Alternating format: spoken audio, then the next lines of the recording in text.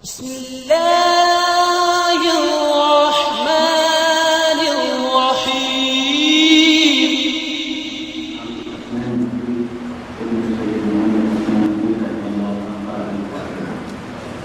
بسم الله الرحمن الرحيم.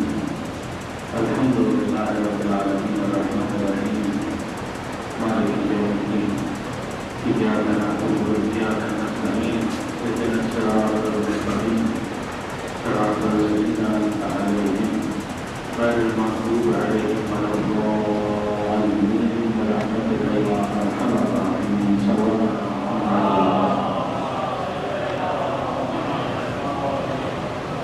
أعوذ بالله من الشيطان الرجيم. بسم الله الرحمن الرحيم. الحمد لله رب العالمين والصلاة والسلام على أشرف الأنبياء والمرسلين سيدنا ومولانا أبي القاسم محمد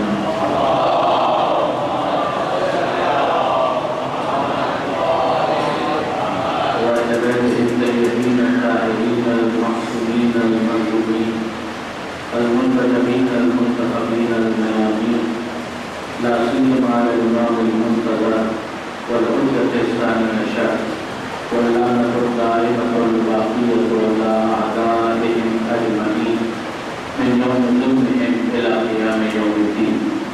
اللهم إنا نتوب إليك في دولة كريمة تريد أن مرضي لم يجعلك لهم سبحانه جماعي ان کے ہم دعا کریں، ان کے لیے ہم رسالہ سوال کریں. پروردگار عالم اور ان کے تمام اعمال نیک کو اپنی بارگاہ میں قبول فرمائے. تو میں نے آپ کے سامنے اس مجلس کی یہ تلاوت کرنے کا شرف حاصل ہوا. یہ نسبتاً مشہور آیت ہے، اتنی مشہور تو نہیں مگر نسبتاً مشہور آیت ہے جس میں پروردگار عالم یہ ارشاد فرماتا ہے کہ اے ایمان لانے والوں، اللہ کا تقوی اختیار کرو وَكُونُوا مَعَ الصَّادِقِينَ، اور صادقین کے ساتھ ہو جاؤ. یہ مانیت جس کا تقاضا پروردگار عالم نے کیا ہے یہ بہت اہم ہے. پروردگار عالم نے یہ کہنا کہ اے ایمان لانے والوں، یہ تو مخاطبین کو مشخص کرتا ہے کہ وہ افراد ہیں کہ جو ایمان کا دعویٰ کرتے ہیں، اور پروردگار عالم دعوے کو وقت قبول نہیں کرتا. ظاہر ہے کہ پروردگار عالم دعوے کو جسٹیفائی کرنے کے لیے کچھ نہ کچھ مطالبہ کرتا ہے تو کچھ پریزنٹ کرو کہ جس سے سمجھ میں آ سکے جو دعویٰ ان کا جو درست ہے وہ صحیح ہے. سورہ مقبول قرآن مجید کے 29واں سورہ ہے جس کے آغاز ہی پروردگار عالم نے ارشاد فرمایا کہ حسب الناس ان یترکوا یقولوا آمنا وهم لا یفتنون، کہ کیا لوگوں نے یہ سمجھا ہے کہ اتنا کہنے پر ان کو چھوڑ دیا جائے گا کہ اپنی ایمان لائیں اور ان کا امتحان نہیں لیا جائے گا، ان کا امتحان حتماً لیا جائے گا. لقد فتنا الذین من قبلہم، جو ان سے پہلے گزر چکے ہیں ہم نے ان کا بھی امتحان کیا. یہ پروردگار کی پالیسی ہے کہ جو اس دنیا کے اندر آیا ہے وہ چاہے یا نہ چاہے بہرحال اس کا امتحان ہوگا. تو پہلا تو امتحان یہ ہے کہ وہ زبانی دعویٰ بھی کرتا ہے یا نہیں کرتا. آیا اس نے بنیادی طور پر ایمان کو قبول کر کے اپنے آپ کو مومنین کی جماعت کے اندر شامل کرنے کا آفیشیل اعلان کیا یا نہیں کیا؟ اگر وہ اعلان بھی نہیں کیا تو پروردگار عالم کے خطاب کو شامل نہیں کرے گا کہ گائے کو اے ایمان لانے والوں. لیکن ایک مرتبہ اگر اس جماعت کے مطابق ہو جائے جو مومنین کی جماعت ہے تو پھر آپ پروردگار عالم ان کو مخاطب کر کے کہتا ہے کہ تمہارا مطلب اپنے آپ کو مومن کہنے والے کا کافی نہیں ہوگا جب تک اس ایمان کے تقاضوں کو پورا نہیں کرو گے. لہٰذا ہم دیکھتے ہیں کہ وہ امیر المومنین حضرت علی بن ابی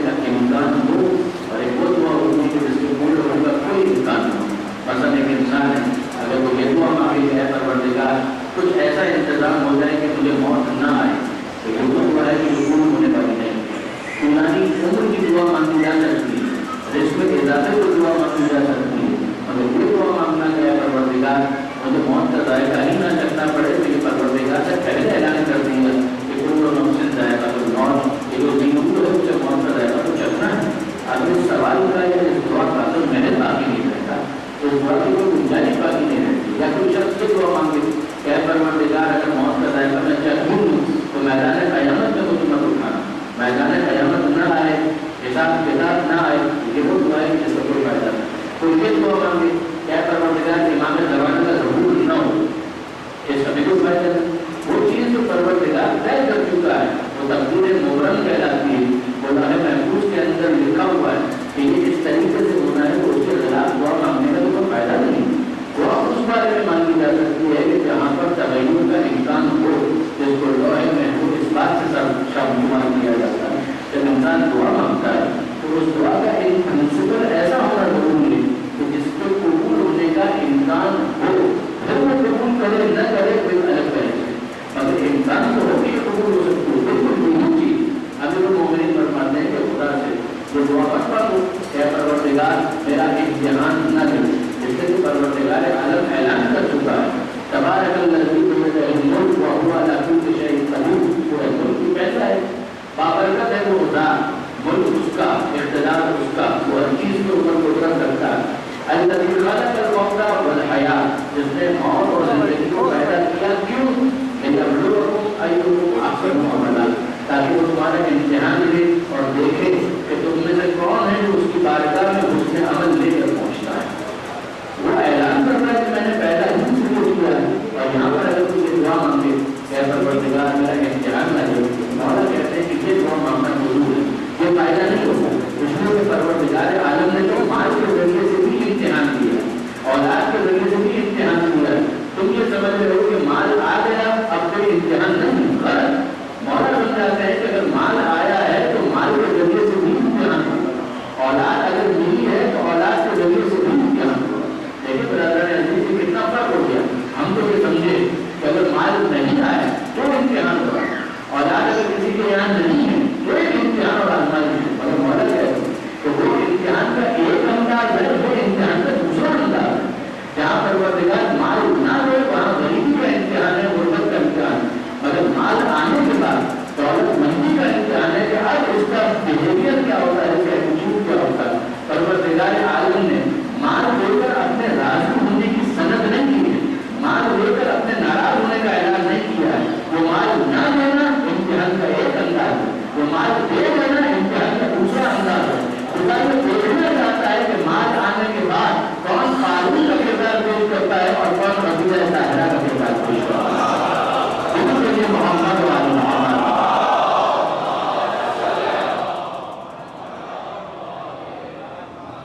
اما الانسان اذا ما ابتلاه ربه فاكرمه ونعمه ويقول رب اكرمن.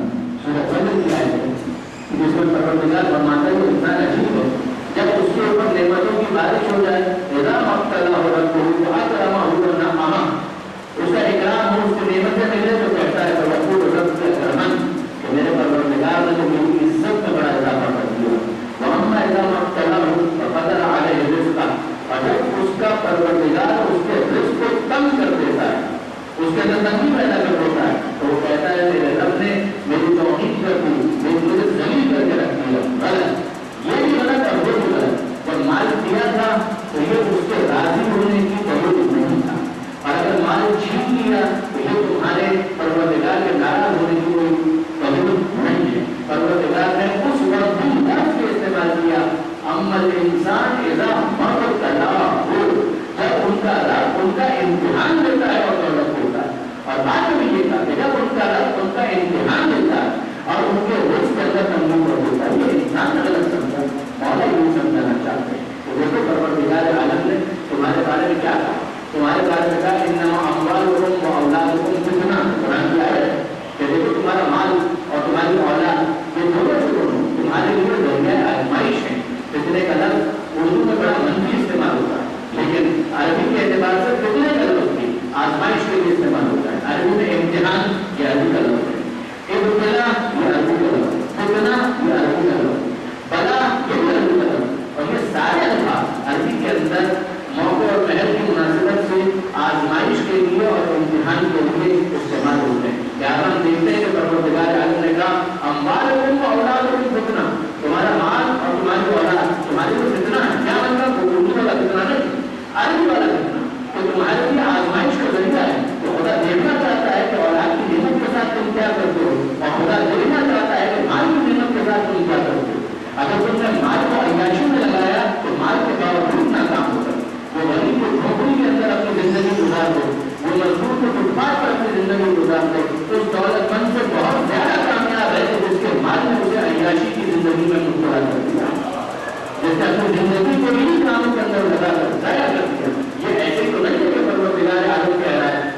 انسان الگ گزرے، لیکن زمانہ گزرتا جاتا ہے اور گواہی دیتا جاتا ہے اس بات کی کہ تمام انسان بتا رہے ہیں، سب کے سب بتا رہے ہیں۔ وقت گزر گیا تو وقت بھی تو وہ سرمایہ ہے، لیکن پروردگار کی طرف سے ہمیں کاروبار کرنے کے لیے دیا گیا۔ دیکھیے برابر یہ تعلیم خود پروردگار عالم نے اس کو بنائی، العلم کو ملا تجارت ہے تو جی کو میں آزاد علم، تو میں تمہیں بتاؤں اس تجارت کے بارے میں، اس بزنس کے بارے میں، اس کاروبار کے بارے میں کہ اگر تم اس کاروبار کو کرو تو تم دردناک عذاب سے نجات پا جاؤ گے۔ آپ اور فرمائیے، جو قرآن مجید کی تعبیر ہے تجارت کا لفظ قرآن استعمال کر رہا ہے، ایک ایسا مفہوم قرآن پیش کرتا ہے کہ وہ ذہن انسانی سے قریب ہے۔ اس دنیا میں جو بھی ہے وہ فائدہ کمانا چاہتا ہے، وہ نفع کمانا چاہتا ہے، وہ منافع کمانا چاہتا ہے، وہ پروفٹ کو میکسیمائز کرنا چاہتا ہے۔ جو شخص بھی دنیا کے اندر پروردگار نے اس کو ایسا بنایا ہے کہ وہ نفع کمانا چاہتا ہے، وہ نقصان نہیں اٹھانا چاہتا۔ پروردگار عالم نے اسی لیے کاروبار کی طرف ترغیب دی تھی، رغبت دلائی کہ انسان کاروبار کرے۔ پروردگار عالم نے کاروبار نہ کرنے کی ترغیب نہیں دی، کاروبار کرنے کی ترغیب دی۔ مال حلال کماؤ، حلال کے ذریعے سے اپنے مکان کو وسعت دو، حلال کے ذریعے اپنے رزق کو وسعت دو، حلال کے ذریعے اپنے گھر والوں کی زندگی کو مزید آسان کرنے کی کوشش کرو۔ یہ سارے کام اگر کوئی کرتا ہے تو اللہ سے وہ حکم ہوگا۔ حلال رزق کمانے والا اللہ کا دوست ہے، یہ وہ انسان ہے کہ جو رزق حلال کما رہا ہے اور اس کام کو فی سبیل اللہ ایک عمل نیک کے طور پر قبول کیا جاتا ہے۔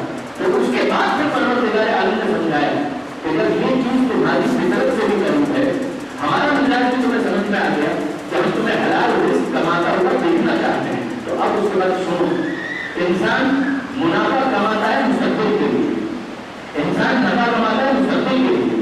نفع ہو جائے 2 مہینے آرام سے گزر جائیں گے، زیادہ نفع ہو جائے سال آرام سے گزر جائے گا، فصل بہت اچھی ہو گئی پورے سال پریشان ہونے کی ضرورت نہیں ہے۔ تو ایک انسان اگر دور اندیش ہے، اگر وہ ویژنری ہے، اگر وہ آگے دیکھ سکتا ہے، وہ کون شخص ہوگا جو آگے دیکھ سکتا ہے کہ جو واقعاً موجودہ حالات کے اوپر مستقبل کی ضروریات کو قیاس کرے اور پھر اس کے لیے ابھی سے زحمت برداشت کرے۔ کوئی کہے کہ تمہارے پاس تو پہلے ہی اتنا کچھ موجود ہو، کہے کہ نہیں ابھی تو ہے، مگر میں چاہتا ہوں کہ 2 سال 3 سال 4 سال 5 سال آگے دیکھیں اور اپنے گھر والوں کے لیے کشادگی فراہم کرو، ان کے لیے سہولت فراہم کرو۔ ہم کہتے ہیں کہ یہ ہے ویژنری انسان، ہم کہتے ہیں یہ ہے دور اندیش، یہ کتنا آگے دیکھتا ہے۔ اب آپ اندازہ کریں تو پروردگار انسانی ذہن کو کتنی وسعت دینا چاہتا ہے۔ خدا یہ کہنا چاہتا ہے اے میرے بندوں، اگر کوئی 2 سال آگے دیکھتا ہے تو تم اس کو ویژنری کہتے ہو، اگر کوئی 5 سال آگے دیکھتا ہے تو تم اس کو دور اندیش کہتے ہو، کوئی اگر 50 سال آگے دیکھتا ہے تو تم کہتے ہو یہ لیڈر ہے، یہ قوم کا رہنما ہے، یہ قوم کا رہبر ہے، 50 سال آگے دیکھ رہا ہے، 100 سال آگے دیکھ رہا ہے۔ اب پروردگار عالم کہتا ہے کہ سوچو کہ اگر کوئی 100 سال آگے دیکھے تو وہ تمہاری نظر میں دور اندیش اور ویژنری ہے، اسے تم کتنا دور اندیش کہتے ہو جو دنیا کے آگے آخرت کی بھلائی کو دیکھ رہا ہو۔ وہاں پہ تمہیں ہمیشہ ہمیشہ رہنا۔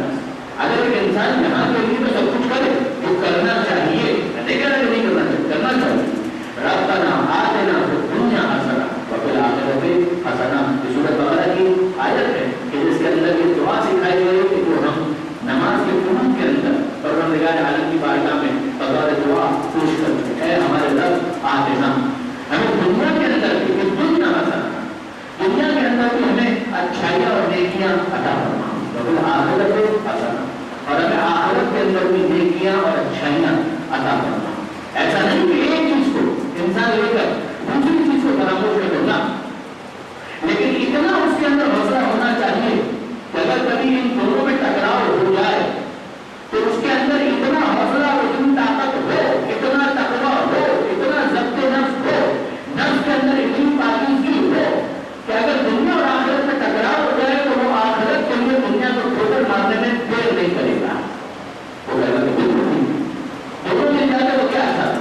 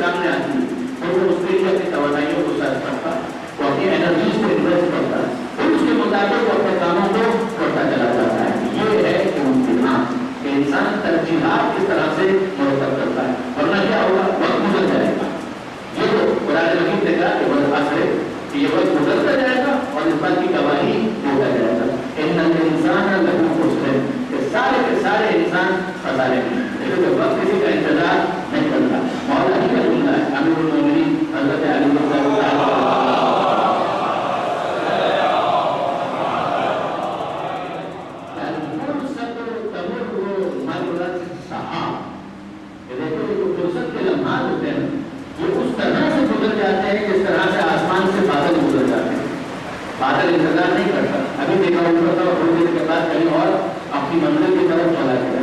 تو اسی طریقے سے کبھی فرصت کے لمحات ہیں وہ چلے جاتے ہیں. یہ جو زمانے کی گواہی پروردگار عالم نے پیش کی انسان کے اختیار میں کچھ نہیں کہا اس معاملے کے اندر کہ وہ وقت کو روک سکے. کہاں آپ کے پاس اختیار ہے, کہاں میرے پاس اختیار ہے. ہم وقت کو کیسے گزارتے ہیں یہ اختیار ہے ہمارے پاس, مگر وقت کو روکنے کا کوئی اختیار ہمارے پاس موجود نہیں ہے. ہم وقت کو روک نہیں سکتے. وقت گزرتا جائے گا اور گواہی گزر جائے گا. اور وقت کے پگھلنے کی جو حسین ترین تعبیر امام فخرالدین رازی نے اپنی تفسیر کبیر کے اندر جو مثال بیان کی وہ واقعات بہت زیادہ جالب ہے, بہت اٹریکٹیو, بہت اپیلی. وہ کہتے ہیں کہ اس آیت کو میں نے سمجھا برف بیچنے والے کی سزا دی گئی. کوئی شخص برف بیچ رہا تھا اور برف بیچ رہا تھا اور اعلان کر رہا تھا کہ رحم میں یسوع کو راز معلوم اس پر رحم کرو کہ جس کا سرمایہ پگھل رہا ہے.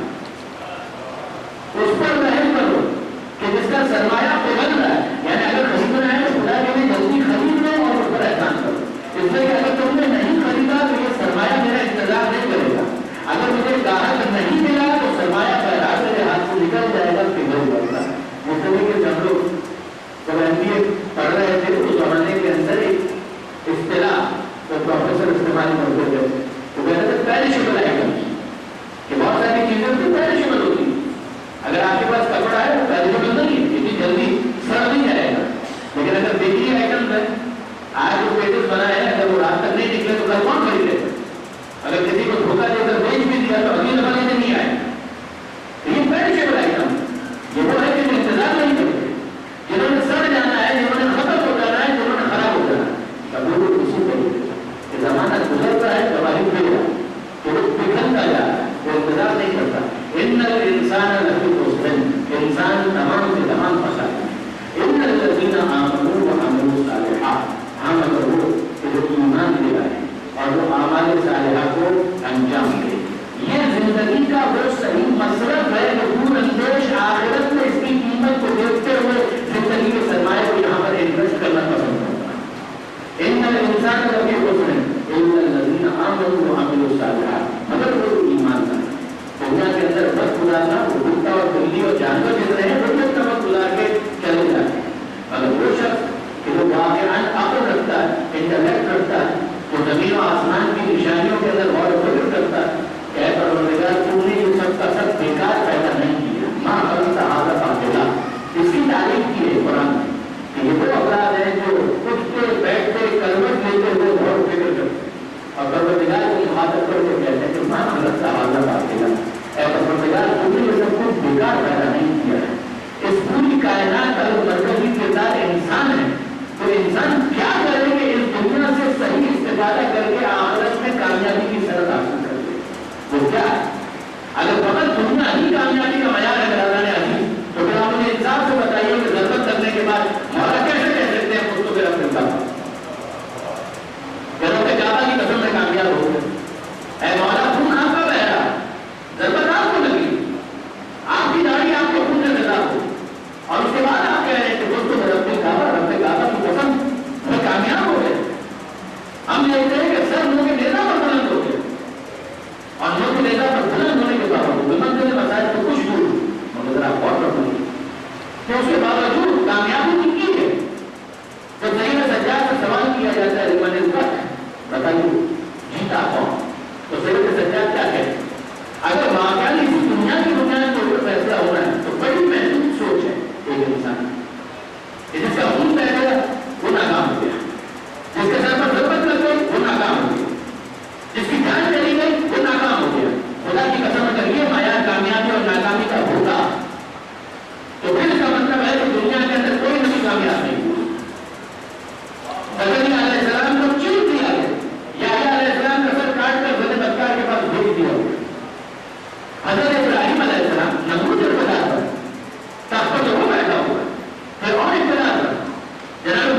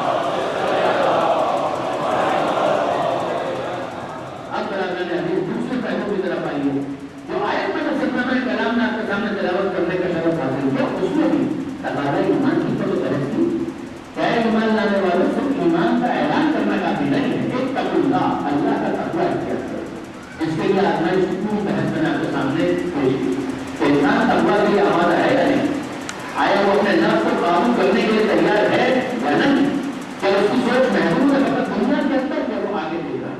اور پھر پروردگار فرماتا ہے کونوا مع الصادقین، اور دیکھو صادقین کے ساتھ ہو جاؤ۔ تمہیں خود بھی سچا بننا ہے مگر اس کے لیے لفظ ہونا چاہیے تھا من الصادقین، جو عربی سے واقف ہے وہ جانتے ہیں کہ کیا ہے کونوا من الصادقین، یعنی تم سچوں میں سے ہو جاؤ۔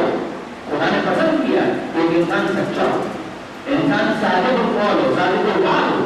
پروردگار عالم نے اس بات کو پسند کیا ہے، مگر یہاں جس چیز کا مطالبہ کیا گیا وہ صرف اتنا نہیں ہے کہ من الصادقین کہ تم سچوں میں سے ہو جاؤ، بلکہ مطالبہ یہ کیا جا رہا ہے کہ مع الصادقین، کہ ایک جماعت ہے صادقین کی، تمہاری معیت اگر ان جماعت صادقین کے ساتھ ہے تب تو یقیناً تم نے اپنے ایمان کے تقاضے کو پورا کیا، اگر ایسا نہیں ہے تو بھول جاؤ، تم نے تقاضا ایمان کو پورا نہیں کیا۔ کونوا مع الصادقین، اب برادران عزیز جن کے لیے پروردگار عالم یہ کہہ رہا ہے یہ صادقین ہیں، وہ کتنے سچے ہوں گے کہ پروردگار عالم نے ان کی صداقت کے اوپر مہر تصدیق سب کی ہے۔ ایک تو یہ، اور دوسری بات یہ کہ جس طرح سے قرآن کی آیت اس زمان میں نازل ہوئی اس وقت یہ اعلان کر رہی تھی، آج بھی اسی طرح سے اعلان کر رہی ہے، اے ایمان لانے والوں تقوی اختیار کرو اور کونوا مع الصادقین، صادقین کی جماعت کے ساتھ ہو جاؤ۔ ماننا پڑے گا کہ پیغمبر اکرم سے لے کر قیامت تک کے دن تک پروردگار عالم نے ایک جماعت کو صادقین قرار دیا ہے، اب ان کا تعارف کروانا خود پیغمبر اکرم کی ذمہ داری ہے، اور اسی لیے پیغمبر اکرم نے تعارف کروایا اور بار بار تعارف کروایا، قبر مباہلہ کے میدان میں تعارف کروایا کہ دیکھو جو جھوٹوں کے اوپر لعنت کرنے جا رہے ہیں وہ کتنے صادقین ہوں گے، تم خود اندازہ کرو، تم خود اندازہ کرو کہ یہ کتنے صادقین ہوں گے، یہ صداقت مجھے سب صداقت ہوں گے، یہ وہ افراد ہیں جو صادقین ان کے ساتھ کچھ شامل ہو گئے۔ اور برادران عزیز یہ ساری بحث کو اس لیے کر رہا تھا کہ 25 شوال ایک قول کے مطابق ہمارے چھٹے امام جعفر صادق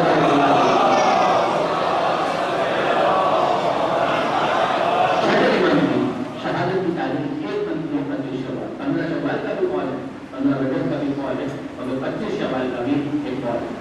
اور ایران میں اور ہندوستان کے اندر اس دن کو بہت زیادہ منایا جاتا ہے، ہمارے یہاں اتنا رواج نہیں ہے، 15 شوال کا اعلان جاتا ہے، بہت اچھا ہے، اور بہرحال 25 شوال کی تاریخ ان کو یہ سب کو سب صادقین، مگر یہ ہمارے امام کو ہے کہ اس کے نام کا حصہ ہی بن گیا جعفر صادق، اور انہوں نے جو کام کیے وہ اپنی جگہ جو علمی کارنامے ہے چھٹے امام کے وہ اپنی جگہ پر، میں اس وقت ان پر زیادہ گفتگو نہیں کرنا چاہتا، ہماری شناخت ہماری نسبت چھٹے امام سے، ہر جگہ ہمیں جعفری کہا جاتا ہے، علوی ہے، محمدی بھی ہے، حسنی بھی ہے، حسینی بھی ہے، مگر حکم عام جس عنوان کو حاصل ہوا وہ یہ ہے کہ جعفری، ماہ رمضان ہو تو فجر جعفری کے مطابق سحر کے اوقات، فجر جعفری کے مطابق افطار کے اوقات، اگر حج کرنے کے لیے کوئی جائے تو شیعہ ہو جائے تو ان کو عام طور پر کہا جاتا ہے جعفری اٹھ جائے، یہ جعفری اٹھ جائے، یعنی چھٹے امام ہمارا ایک تعارف ہے،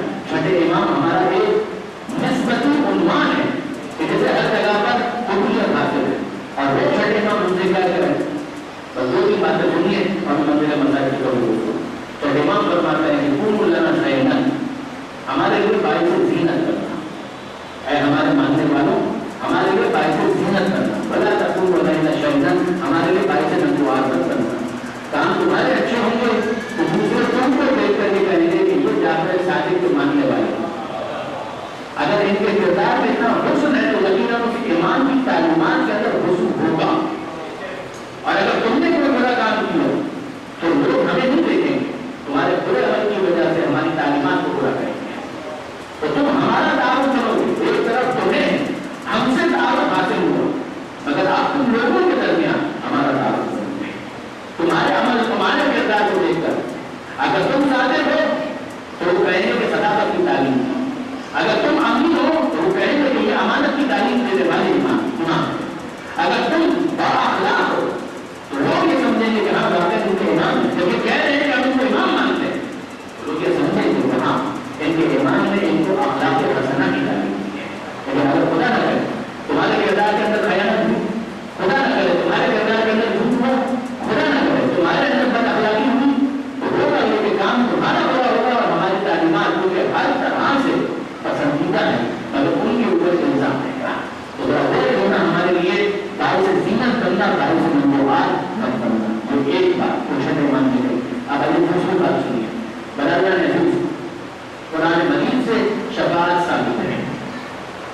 نبی سے شفاعت ثابت. پروردگار عالم فرماتا ہے من ذا الذی یشفع عنده الا باذنہ. کون ہے جو اللہ کی بارگاہ میں شفاعت کرے؟ آیت الکرسی سے بالکل متصل. کون ہے جو بارگاہ خدا میں شفاعت کرے؟ کس کی مدد ہے؟ ہاں مگر وہ کہ جسے خود خدا اجازت دے. الا باذنہ، جسے خود پروردگار اجازت دے. اگر خدا یہ چاہتا ہے کہ لوگوں کے سامنے میدان قیامت میں بتائے کہ یہ افراد ہے جو معصوم ہیں جن کو اجازت نہیں ہوئی تو یہ شفاعت کرے، تو یقیناً یہ شفاعت کرنے کو لگتا ہے. چھٹے امام ایک اور جملہ سنیں گے. چھٹے امام فرماتے ہیں کہ ہماری شفاعت کی امید ہے اپنا اعمال نامہ ایسا لے کر آنا کہ تمہاری شفاعت کرنے میں ہمیں زحمت نہ ہو. منتہا اعمال سے بتا سکوں گی اپنا اعمال نامہ ایسا لے کر آنا. ہم تمہاری شفاعت کرنا چاہتے ہیں، خدا کی بارگاہ میں عرض کرنا چاہتے ہیں، مگر ایسا اعمال نامہ لے کر آنا کہ تمہاری شفاعت کرنے میں ہمیں زحمت نہ ہو. میں آپ کی خدمت میں مختصراً عرض کروں. ابو بصیر امام مدینہ میں، ابو بصیر کوفے میں، وہ بیان کرتے ہیں کہ عباس امی نے اس روایت کو بھی منتہی الاعمال کے اندر نازل کیا. کہ ابو بصیر کہتے ہیں میرے پڑوس کے اندر ایک شخص تھا، لاہور کا دلدادہ، رقص و سرور کی محفلوں کا رسیہ، شراب خوب پیتا تھا، سارے برے کام اور اعلانیہ. دیکھیے برادران حدیث، ظاہر بزرگان میرے مخاطب نہیں ہے، میں تو اپنے نوجوان دوستوں کے لیے عرض کر رہا ہوں کہ اگر کسی کا گناہ ہو تو ہمیں حکم ہے کہ اسے چھپایا جائے. جب تک وہ اپنے گناہ کو پردے میں رکھنا چاہتا ہے دوسرے کو اجازت نہیں ہے کہ جگہ کار کو اس کا اشتہار دے سب کو بتا تھا پہلے تو اس کے ذریعے عیب ہے، یہ عیب ہے، یہ عیب ہے. پسند نہیں کیا اسلام. لا تجسس، تجسس مت کرو. دوسرے مومن کے بارے میں، مسلمان کے بارے میں اچھا گمان رکھو. وہ اپنے گھر کے اندر کیا کرتا ہے وہ تمہارا جواب نہیں ہے کہ تم اڑینے کی کوشش کرو. کہ طالبان والا اسلام ہمارے پاس نہیں ہے. بہت بڑی بات یہ ہے. چادر بچار ہماری بات اسلام اس کے تحفظ اور اس کی حرمت کا قائم. یہ مت کرو. وہ اس کی پرائیویٹ لائف ہے. اگر کسی وجہ سے تمہیں پتہ بھی چل جائے اور تم اس کو نصیحت کرنا چاہتے ہو، تنہائی میں کرو. تنہائی میں نصیحت کا انداز دوسرا ہوتا ہے. اسی لیے کہا گیا المؤمن، یہ بھی حدیث ہے، المؤمن مرآۃ المؤمن. مومن مومن کے لیے آئینہ ہوتا ہے. کیا الفاظ ہے کہ مومن مومن کے لیے آئینہ ہوتا ہے. یعنی کیا مطلب؟ اگر واقعی ایک مومن آپ سے مشورہ مانگتا ہے، آپ جانتے ہیں کہ یہ سنجیدہ ہے، اپنی اصلاح کرنا چاہتا ہے اور آپ کے علم میں ہے کہ اس کے اندر یہ عیب موجود ہے، تو آپ اس کو بتائیں. مگر کب بتائیں؟ آئینہ کب بتاتا ہے؟ آئینہ کب بتاتا ہے؟ جب آئینے کے سامنے آپ جائیں گے تو آئینہ آپ کو آپ کی شکل دکھائے. آپ آئینے کے سامنے سے ہٹ جائیں اور دوسرا آ جائے تو آئینہ یہ نہیں کہے گا کہ تم سے پہلے جو کھڑا تھا اس کی شکل ایسی تھی. آئینہ یہ کام نہیں کرے گا. آئینے کے سامنے جو آئے گا آئینہ اس کے بارے میں بتائے گا. آئینہ دوسرے کے بارے میں نہیں بتاتا. آئینہ کلپ نہیں ہے، آئینہ یوٹیوب نہیں ہے، آئینہ انٹرنیٹ کے اندر محفوظ کوئی ویڈیو نہیں ہے. آئینہ اس حقیقت کو بتا رہا ہے جو سامنے اسے نظر آئے. آئینہ اسے بتائے گا، دوسروں کو نہیں بتائے گا. المؤمن مرآۃ المؤمن، مومن مومن کے لیے آئینہ ہوگا. اگر پتا بھی ہے کہ اس کے اندر یہ عیب ہے، اگر وہ تمہارے سامنے آئے کوئی دوسرا نہ ہو تب اسے تنہائی میں بتاؤ تاکہ اس کی عزت نفس بھی محفوظ رہے. کہ اسلام نے اس کی بہت زیادہ تاکید کی. ایک تو یہ. لیکن اب اگر ایک شخص کھلے عام گناہ کر رہا ہے، اپنے گناہ پر شرمندہ بھی نہیں، نادم بھی نہیں، کھلے عام، وہ پردہ نہیں رکھنا چاہتا، تو اس کی عزت اور حرمت کس اعتبار سے داخل ہوتی ہے؟ اعلانیہ گناہ معاشرے کے لیے محلے ہے. وہ دوسروں کو بھی گناہ پر جسور بناتا ہے، جرأت دلاتا ہے اور یہ اعلان بغاوت ہوتا ہے کہ مجھے اس بات کی کوئی پرواہ نہیں، میں یہ گناہ کرتا ہوں اور اعلانیہ کرتا ہوں، مجھے خدا کی کوئی پرواہ نہیں. ایسا جسور، ایسا جسارت کرنے والا ابو بصیر کہتے ہیں ایسا ہی تھا، ایسا ہی تھا. اب ذرا دیکھیں یہ روحانی انقلاب کیسے آتا ہے. ابو بصیر کہتے ہیں کہ وہ یوں طرح گناہوں کے اندر مبتلا تھا، مجبور رہا تھا. میں اسے سمجھاتا تھا، وہ نہیں سمجھتا. ایک دن گفتگو ہوئی تو اس نے مجھے کہا، جو انگریزی کے اندر ایک بات کی جاتی ہے کہ you can't be my shoes. میرا جوتا میرے پیروں کو پہچانتا ہے، تمہارا جوتا تمہارے پیروں کو پہچانتا ہے. میرا پیر میرے جوتے میں جائے گا، تمہارا پیر تمہارے جوتے میں جائے گا. میں جس ماحول میں ہوں اس ماحول میں نہیں.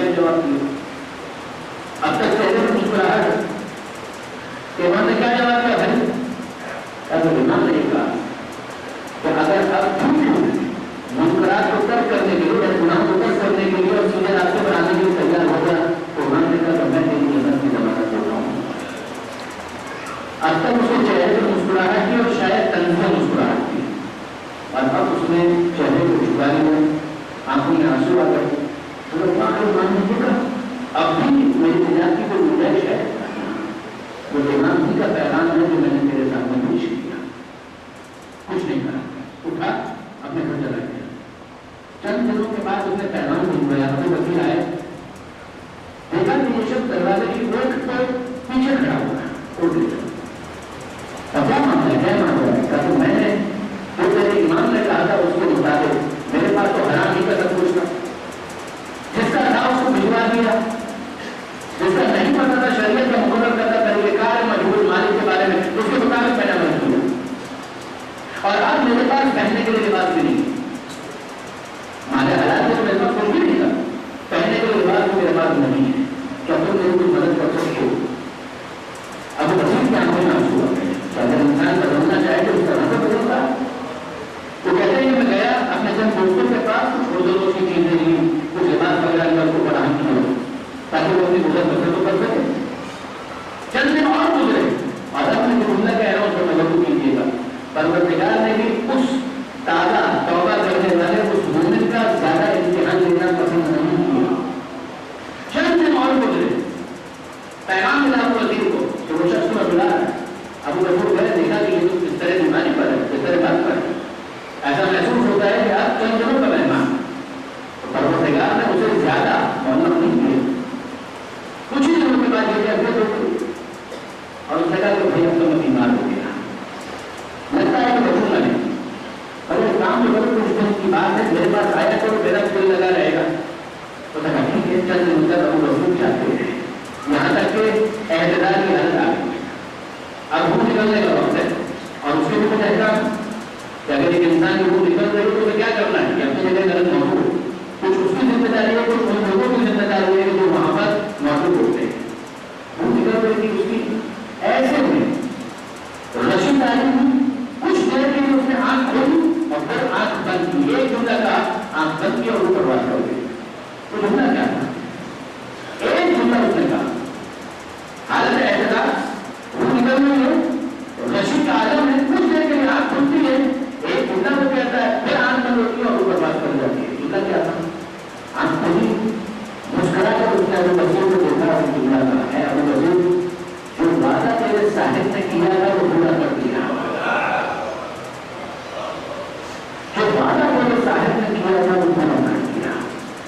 کون اس کی تشریح کرے گا، کون اس کی وضاحت کرے گا؟ یہ جملہ ابو بکر نے سن لیا اور ابو بکر نے سوچا کہ اب تک میں جاؤں گا مدینہ تو امام کے سامنے ایک پوری داستان پیش کروں گا۔ حج کے لیے وہ گیا، مدینہ منورہ بھی آیا، امام سے ملاقات کی، اجازت طلب کی، اجازت ملی، وہ گھر میں داخل ہوا، ایک پیر دالان میں تھا، ایک پیر صحن میں تھا۔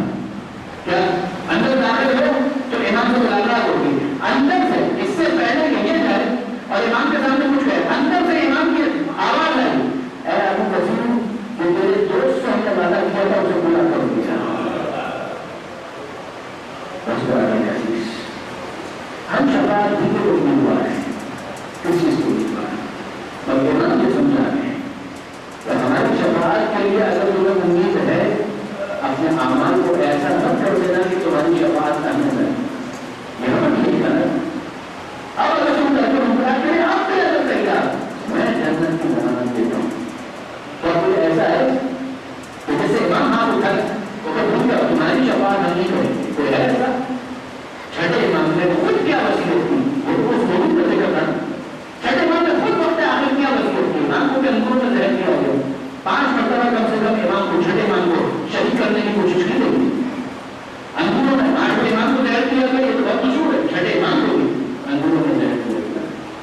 کیا کہتی ہے کہ امام کی اور کیا ہے؟ امام نے کیا کہا، وصیت کیا کی؟ دیکھو برادران عزیز، وصیت اگر کوئی وقت آخر اپنی وصیت کسی کے سامنے پیش کرے اس کا مطلب یہ ہے کہ وہ اسے بہت اہمیت دیتا ہے، اسے وہ ٹاپ آف دا لسٹ سمجھتا ہے۔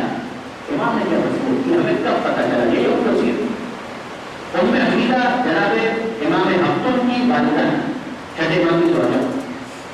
اب وصیت کہتے ہیں میں مدینے میں نہیں تھا جب چھٹے امام کا انتقال ہو گیا، شہادت ہو گئی، میں نہیں تھا، میں تعزیت کے لیے گیا جناب ام حمیدہ کے پاس۔ ام حمیدہ ضعیفہ، ایک بوڑھی عورت، بوڑھی خاتون، امام کی زوجہ، پردے کے پیچھے ہے، ابو بکر بیٹھ گئے، انہیں میں تعزیت کے لیے آیا چھٹے امام کو۔ ام حمیدہ نے چھٹے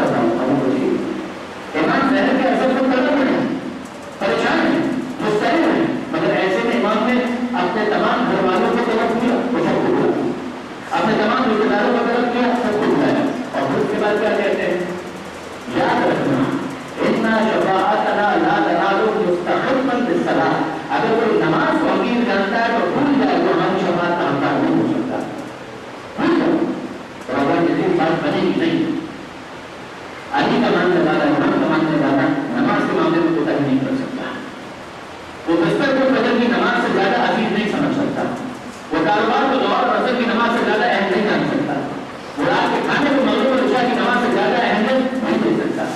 آل محمد کا ماننے والا پیغمبر اکرم کی وصیت ہے کہ وہاں پر اکثر اللہ میں ہوگا، یا علی اپنے سرائے پر انہا قرۃ عینی، علی نماز و قائم رکھنا بھی ناموں میں بہتر ہے۔ ماہ رمضان میں ہوگا اپنے مولا کی وصیت سنو کہ اللہ اللہ بالصلاۃ، کرتے رہنا اللہ سے، کرتے رہنا اللہ سے، نماز کو نہ بھولیں۔ اور وصیت یہ ہے ایک وصیت مولا کی نماز کی عبادت ہے۔ اور آپ حسین مظلوم کی وصیت کو کیسے بھول سکتے ہیں؟ جب خیموں کے اندر حسین آئے تھے رخصت عاقل کے موقع پر بہت ساری باتیں ہوئی ان میں ایک وصیت کیا تھی؟ جناب حسین کو مخاطب کر کے کیا کہا؟ اے بہن زینب مجھے اپنی نماز شب میں یاد رکھنا۔ حسین کو اللہ اللہ کتنا اطمینان ہے اور اعتماد ہے تو کچھ بھی ہو جائے گا یہ اللہ ہے، یہ نماز شب کا ادا ہو جائے ممکن نہیں۔ اے بہن زینب مجھے اپنی نماز شب کے اندر یاد رکھنا، اپنے بھائی کو بڑا خوش نہ کرنا۔ بس اللہ نے ابھی اسی سے آپ اندازہ کریں گے کہ یہ جناب زینب سے وصیت ہے اور آپ سید سجاد سے کیا وصیت ہے؟ مسائل کی مدت کو کب ہوتا ہے؟